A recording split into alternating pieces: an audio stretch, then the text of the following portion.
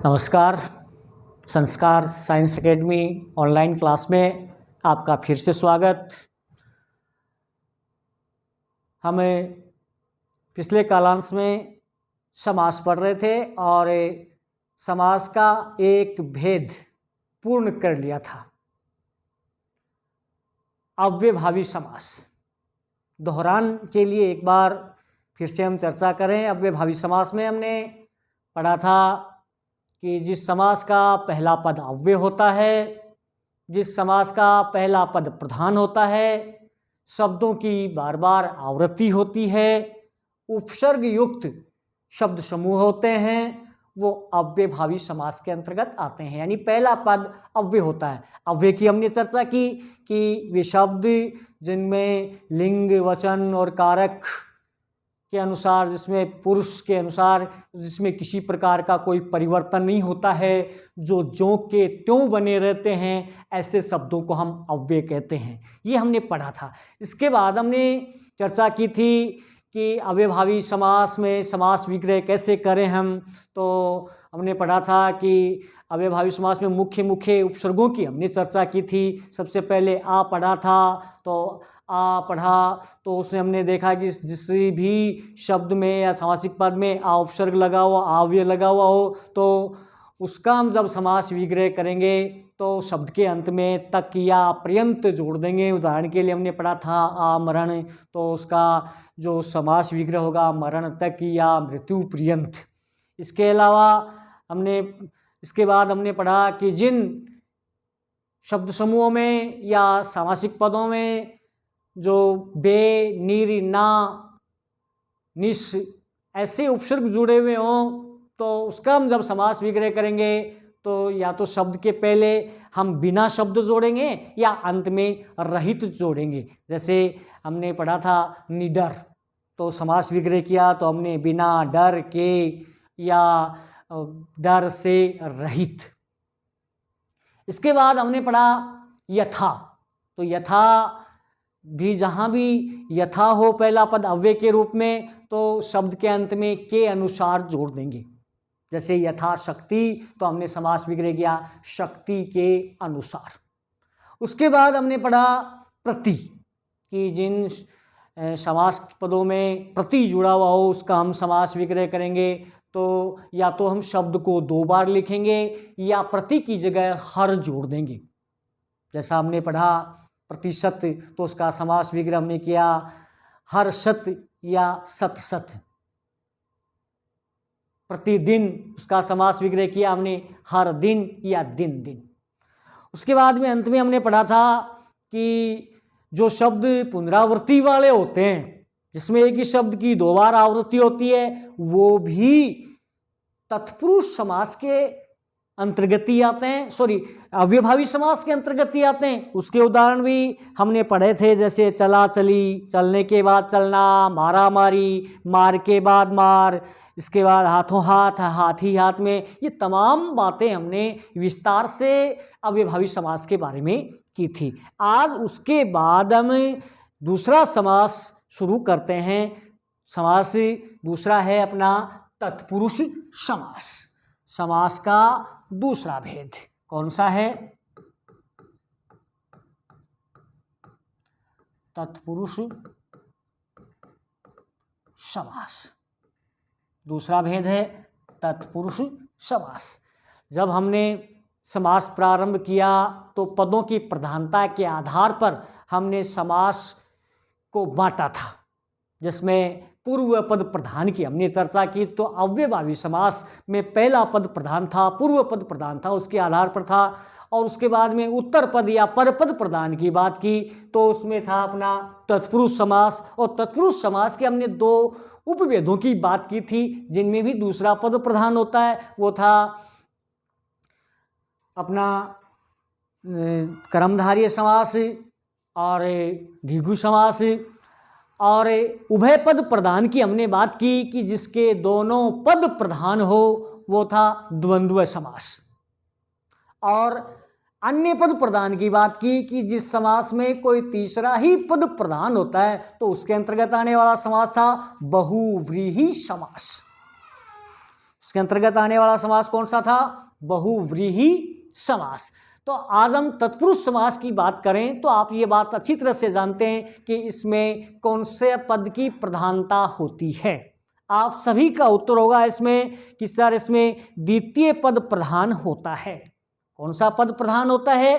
द्वितीय पद प्रधान होता है। तो इस समास की परिभाषा हम देखें तो जिस शब्द समूह में द्वितीय पद प्रधान होता है उन्हें हम तत्पुरुष समास कहते हैं। इसके अलावा इस समास में दोनों पदों के बीच यानी पहला पद और उत्तर पद दूसरे पदों के बीच कर्म कारक से लेकर अधिकरण कारक तक की विभक्तियों का लोप होता है तथा समास विग्रह करते समय वो विभक्तियां इसके बीच में जोड़ दी जाती हैं। तो परिभाषा: दूसरा पद प्रधान, पहला पद संज्ञा, दूसरा पद प्रधान तथा कर्म कारक से लेकर अधिकरण कारक तक की विभक्तियों का लोप होता है। कहने का तात्पर्य कर्ता कारक और संबोधन कारक को छोड़कर बाकी कारक विभक्तियों का इसमें लोप होता है। कर्ता कारक और संबोधन कारक को छोड़कर बाकी कारक विभक्तियों का लोप होता है। तो इसकी परिभाषा हम लिखें, यानी जिस शब्द समूह में द्वितीय पद प्रधान होता है वहां तत्पुरुष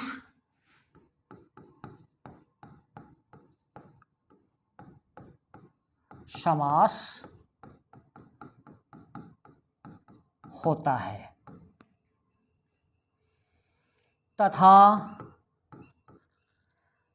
इस समास में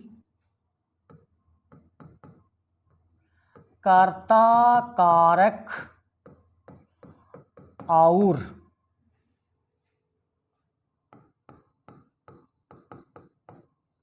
संबोधन कारक को छोड़कर शेष कारक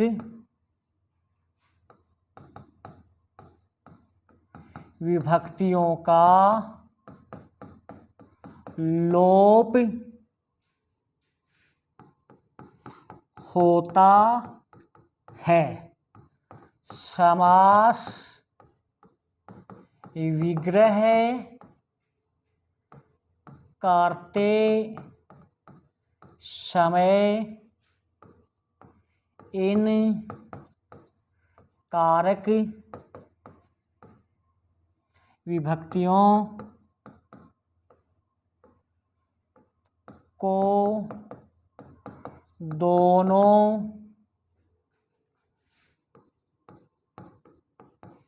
पदों के मध्य जोड़ दिया जाता है। इसकी परिभाषा हम देखें तो इसमें सबसे पहली बात तो पहला पद संज्ञा होता है तथा दूसरा पद प्रधान होता है और कारक विभक्ति का लोप होता है। किसका लोप होता है? कारक विभक्ति का लोप होता है। समास विग्रह करें तो इसमें इन कारक विभक्ति चिन्हों को जोड़ दिया जाता है। कारक विभक्ति चिन्हों को जोड़ दिया जाता है कौन से कारकों को छोड़कर? कर्ता कारक, कर्ता कारक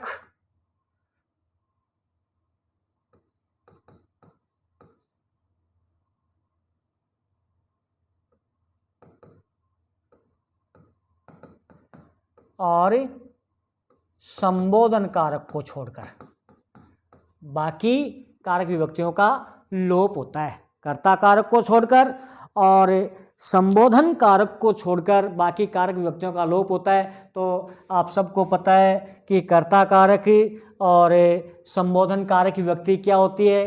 कर्ता जो कारक होता है उसकी विभक्ति है ने या नहीं भी हो, क्या है, ने। इसके अलावा संबोधन कारक विभक्ति आप सब जानते हैं। संबोधन कारक विभक्ति हे, अरे, ओ, हे, अरे, ओ, ये संबोधन कारक विभक्ति है। यानी इन कारक विभक्तियों को छोड़कर बाकी कारक विभक्तियों का लोप होता है। और समास विग्रह जब करते हैं तो इन कारक विभक्तियों को इसमें मध्य जोड़ दिया जाता है। समास विग्रह जब हम करते हैं तो इन कारक विभक्तियों को इनके मध्य जोड़ दिया जाता है। इस प्रकार से हम जो अपना तत्पुरुष समास है उसको 6 भागों में बांट सकते हैं, क्योंकि कारकों की संख्या होती है 8। इसमें 2 कारक हमने छोड़ दिए, कर्ता कारक और संबोधन कारक। बाकी कारक विभक्तियां यानी बाकी कारक बचे 6। तो इसके आधार पर हम इस समास को 6 भागों में पढ़ा जा सकता है और इनका समास विग्रह हम 6 भागों में ही करेंगे। इससे पहले हम थोड़ा सा कारक के बारे में जान लें कि कारक की कारक कितने होते हैं, कारक विभक्तियां, विभक्ति चिन्ह क्या होता है और वो उनका जो विभक्ति और इसके अलावा चिन्ह कौन कौन से होते हैं उनके बारे में हम थोड़ी सी एक सारणी के माध्यम से हम जानते हैं। तो देखिए कारक के बारे में हालांकि आप जानते हैं परंतु फिर भी देखते हैं। कारक,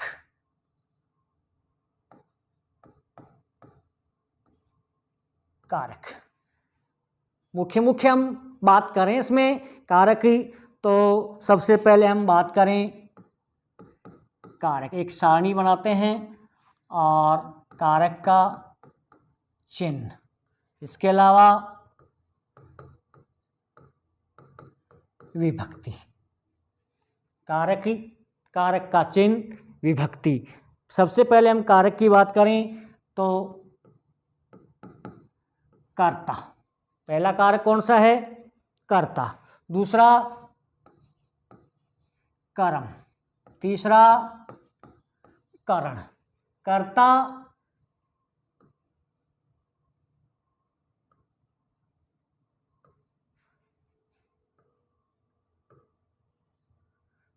कर्ता, कर्म, करण। थोड़ा सा ठीक लिख दें इसको।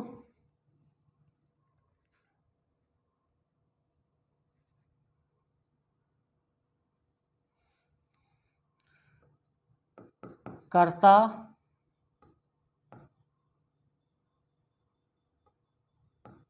कर्म, करण। कर्ता, कर्म, करण। इसके बाद संप्रदान,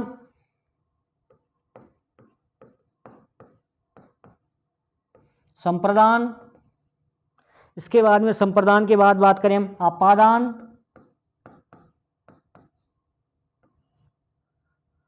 संबंध।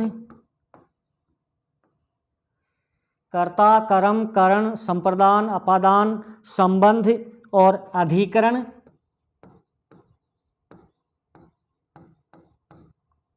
अंतिम है संबोधन।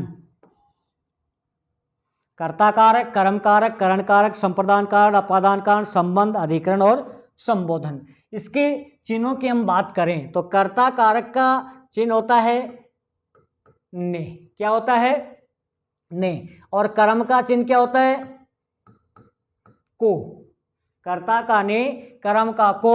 इसके अलावा करण का होता है से या के द्वारा, से या के द्वारा। और संप्रदान का के लिए, संप्रदान का होता है के लिए। इसके अलावा अपादान का होता है से। परंतु इसका अर्थ होगा अलग होने के लिए, अलग होने के लिए। संबंध का, के, की, रा, रे, री, ये संबंध। इसके बाद में अधिकरण, अधिकरण का होता है में या पर। संबोधन का अभी हमने चर्चा की, हे, अरे, ओ, ये संबंध की होते हैं। तो ये चर्चा हमने देखी कि कारक की चर्चा करें। कारक में कारक चिन्ह, कर्ता कारक की ने, कर्म को, करण से, के द्वारा, इसके अलावा संप्रदान के लिए, अपादान से अलग होने के लिए, संबंध का, के, की, रा, रे, री, इसके बाद अधिकरण में या पर, संबोधन हे, अरे, ओ। इसकी विभक्ति की हम बात करें तो कर्ता प्रथमा विभक्ति है, और इसके बाद में कर्म द्वितीया, और संप्रदान, करण तृतीया, संप्रदान चतुर्थी, अपादान पंचमी, संबंध षष्ठी, अधिकरण सप्तमी और संबोधन अष्टमी। इस तरह से जो कारक हैं उसको हम इन विभक्तियों को, क्योंकि जो अपना तत्पुरुष समास है, उस तत्पुरुष समास में कारक की ही अहम भूमिका है, क्योंकि इनमें कारक विभक्तियों का लोप होता है। अब होता क्या है कि इस समास में एक तो ये विभक्ति नहीं होती है, एक ये विभक्ति नहीं होती है, बाकी कारक विभक्तियों का लोप होता है। तो इसको हम समास के उपभागों में बांट सकते हैं, जैसे कर्म तत्पुरुष, करण तत्पुरुष, संप्रदान तत्पुरुष, अपादान तत्पुरुष, संबंध तत्पुरुष, अधिकरण तत्पुरुष, और संबोधन तो होगा ही नहीं, क्योंकि इनके कारक विभक्तियों का लोप होता है। समास विग्रह करते हैं तो इन कारक विभक्तियों को इनके मध्य जोड़ दिया जाता है। जैसे कुछ उदाहरणों के माध्यम से हम बात करें, आप समझेंगे इसमें कौन से समास का प्रकार है। दो चार उदाहरण हम लिख रहे हैं, जैसे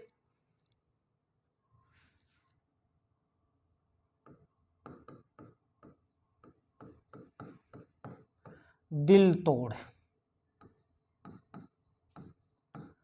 काम चोर, इसके अलावा गौशाला,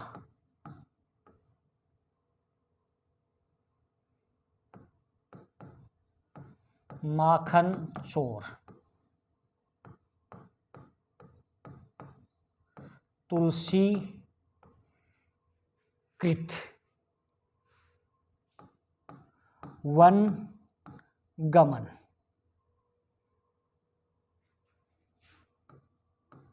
देश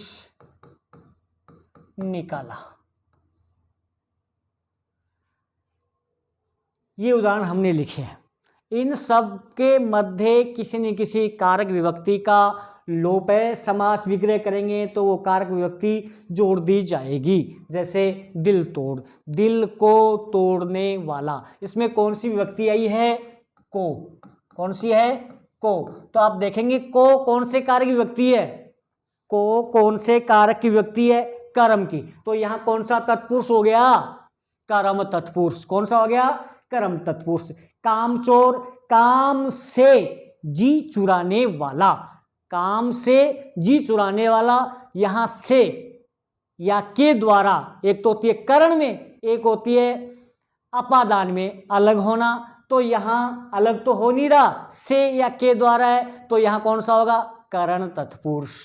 गौशाला, गायों के लिए साला, के लिए विभक्ति आई है। इसका मतलब के लिए विभक्ति आई है, तो के लिए कौन से कारक विभक्ति है? के लिए कौन से कारक की विभक्ति? आप जानते हैं कि के लिए संप्रदान कारक की विभक्ति है। तो गौशाला कौन से समास का उदाहरण हो गया? संप्रदान तत्पुरुष का। कौन से का उदाहरण हो गया? संप्रदान तत्पुरुष समास का उदाहरण हो गया। इसके बाद में हम देखें तुलसी कृत, तुलसी के द्वारा कृत, हस्तलिखित, हस्त से लिखित, तो के द्वारा या से कौन से कारक की विभक्ति है? आप सब जानते हैं कि ये करण की है, तो यहाँ कौन सा हो गया, के द्वारा करण तत्पुरुष, कौन सा हो गया, करण तत्पुरुष। वन गमन, वन को या वन में गमन, तो यहाँ तत्पुरुष समास होगा।